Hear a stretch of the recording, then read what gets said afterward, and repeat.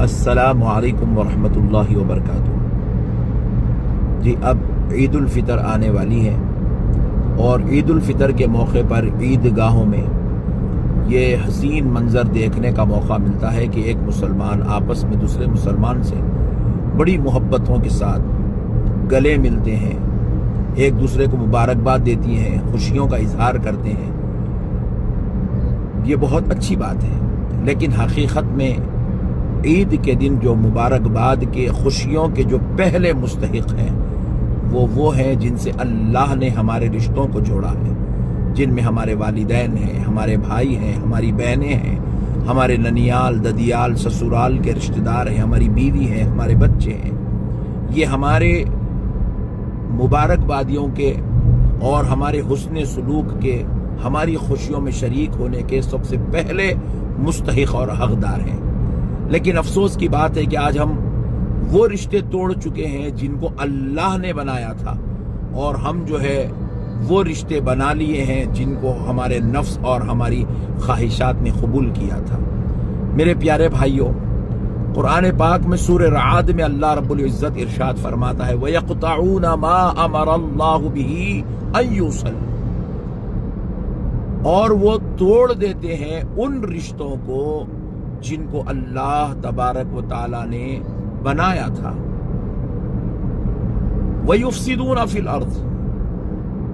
اور وہ زمین میں فساد مچاتے ہیں۔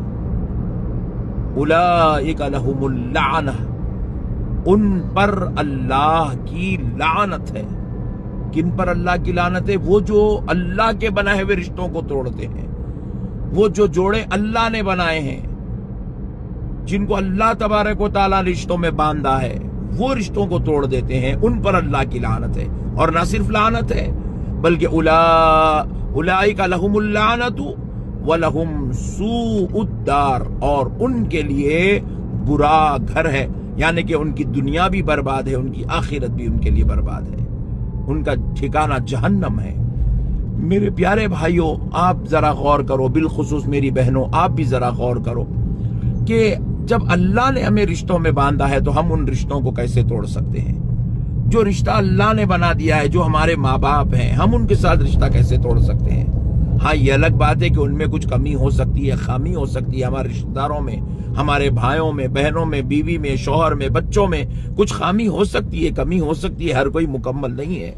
لیکن اس کا مطلب یہ نہیں ہے کہ ہم ان کے ساتھ رشتے توڑ دیں یا ہم ان کے ساتھ جو ہے قطع تعلق کر لیں،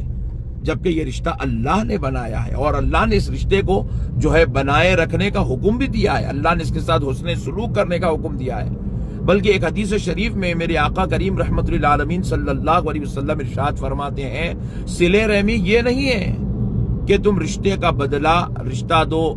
یعنی کہ تعلق کے بدلے میں تعلق کو قائم کرو، یہ صلہ رحمی نہیں ہے، بلکہ رسول اللہ آگے ارشاد فرماتے ہیں، بخاری شریف میں یہ حدیث ہے کہ اگر کوئی تم سے رشتہ توڑنا چاہے تو تم رشتے کو جوڑے رکھو، یہ صلہ رحمی ہے۔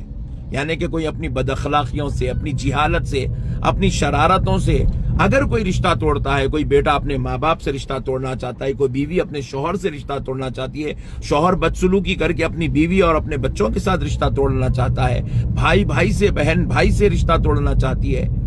تو فرمایا گیا کہ تم ان کی جہالت، ان کی شرارت، ان کی بد اخلاقیوں کے بدلے میں تم بھی ویسے ہی مت کرو، بلکہ ان کے ساتھ تم یہ صلہ رحمی کرو کہ وہ تم سے رشتہ توڑنا چاہتے ہیں تو تم ان کے ساتھ رشتہ جوڑ کے رکھو، اسی کا نام صلہ رحمی ہے۔ بلکہ ایک حدیث شریف میں یوں بھی آیا ہے، ترمذی شریف کی حدیث رسول اللہ صلی اللہ علیہ وسلم نے ارشاد فرمایا کہ اللہ تبارک و تعالی نے جو رشتے بنا دیے، وہ رشتوں کو جو جوڑتا ہے اللہ ان کو جوڑ کے رکھتا ہے، اور وہ جو اللہ نے رشتے بنائے ان کو جو توڑ دیتا ہے اللہ ان کو توڑ دیتا ہے۔ اللہ اکبر! یعنی کہ رشتے توڑنے والوں کا تعلق براہ راست اللہ تبارک و تعالی سے اختلاف کرنا ہے، اللہ کی دی ہوئی عطا کے ساتھ جھگڑا کرنا ہے۔ لہٰذا میرے پیارے بھائیوں اور میری پیاری بہنوں، اللہ اور اس کے رسول کا واسطہ، اللہ نے عید الفطر نے ہمیں اس لیے نہیں دیا ہے کہ ہم جو ہے صرف شیرخور میں بنائیں، کھائے پیئے، مزے لیے نکل جائیں، بریانیاں کھائیں نکل جائیں. یہ عید الفطر اور عید الاضحیٰ اللہ نے ہمیں اس لیے بھی دیا ہے کہ ہم جو ہے اس موقع پر جو ہمارے درمیان میں رشتوں میں خلش آ گئی ہے، برائیاں آ گئی ہے، اختلاف آ گئے ہیں، شیطان اپنے شر سے ہمارے رشتوں کو برباد کر چکا ہے، تو ہم ان